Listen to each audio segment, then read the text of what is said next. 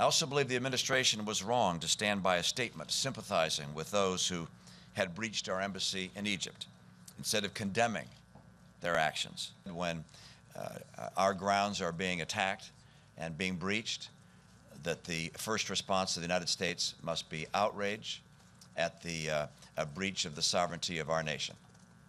An apology for America's values is never the right course. The statement that came from the administration was a statement which is akin to apology, and I think was a severe miscalculation.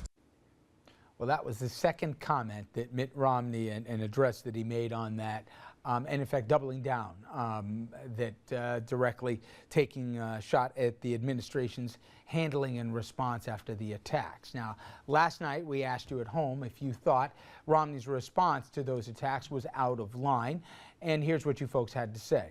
One viewer wrote in, "I was going to vote for Ron Paul, but because of Romney's cruel actions, ignoring lives in danger, I will vote for Obama. I cannot let this man take responsibility for American lives." We got this tweet from Midtown New York. "Romney's ambition knows no boundaries. He will do and say anything to get attention, get elected, and ultimately do what's wrong."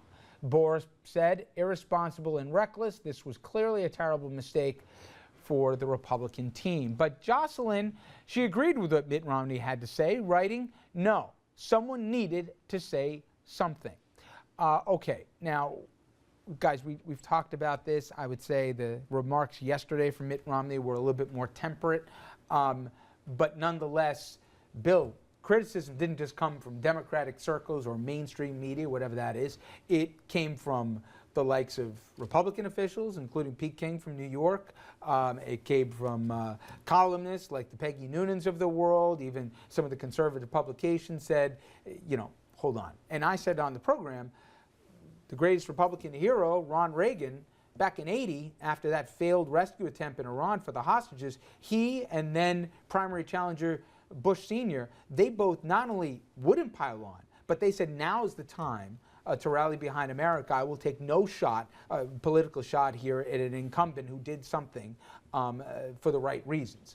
Compare and contrast that to what we saw this week. It didn't feel too presidential what Mitt Romney did.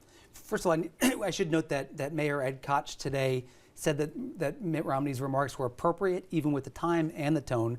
Mayor Koch is an Obama supporter, and I thought that's notable to mention. What Mitt Romney said is perfectly consistent with what he said for the last 2 years. The thing that's notable about his remarks is the timing of it, is that it came before we learned about the death of the ambassador and the 3 others. That's the only thing that made it nototable. But my only point is, when he said that, he knew that second comment, the first statement that he released, he didn't know at the time. Mm-hmm. And you can criticize, and I'm not saying this because you're here, right? You do a good job when you counsel your clients and the candidates here as to not only to handle the media, but how to basically present yourself as someone deserving of a vote, a sober person that can handle difficult decisions. Mm-hmm. He said that after he found out. There was a dead ambassador, 3 other Americans dead also, and he also knew that the timeline did not bear out with exactly what he was saying. The embassy put out those statements before they were even attacked. Now, we can quibble about what the administration and the statement and everything else, but shouldn't politics end at the nation's shore? When you got a situation unfolding across the Middle East like this? Yeah, I wish it would. I mean, Harry Reid saying the war is lost. I mean, it goes on both sides. Democrats and Republicans often go. But Harry Reid's not running for president. Mitt Romney is. No, understandable. And I think Mitt Romney clarified his remark. Yes, he doubled down on it, and he said, yes, this is the statement that I wanted to make. Would you have counseled your candidate to have done what he did, where he calls a press conference and he said what he said? I would have counseled him not to back off the statement. I don't know if I would have called the press conference, but I would have counseled him not to back off the statement, but to make it clear that it was made before information about the death was made. I think we'll see, now that the world is blowing up, for lack of a better term, and that there's problems in now more than a dozen countries, I think you will see Mr. Romney not wade in and give the president plenty of room to maneuver.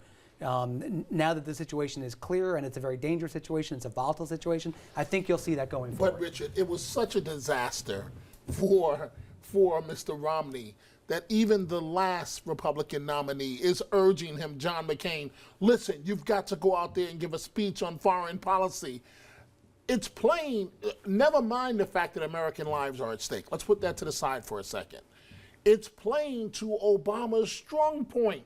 Obama's strong point happens to be, they didn't think it was going to be, as you know, foreign relations, foreign policy.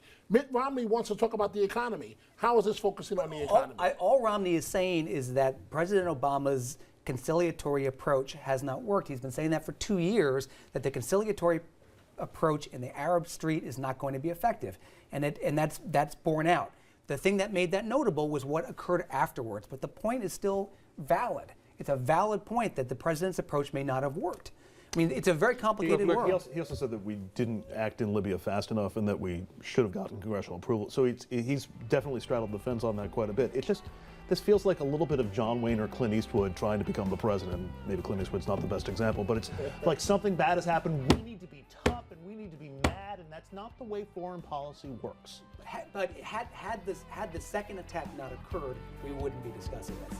This would have just been a routine statement that goes out. They go out every day. There are instances that have happened of demonstrations. I got to say, Bill, for me, it didn't feel right. I don't care, Republican or Democrat.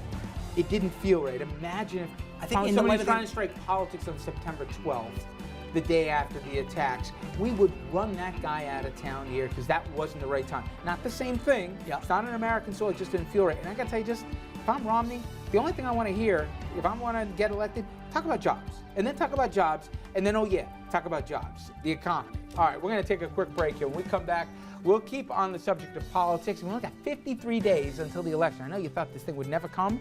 Well, now it's coming pretty quick here. We're going to break down the latest numbers. Andrew will have those for us. Stick around.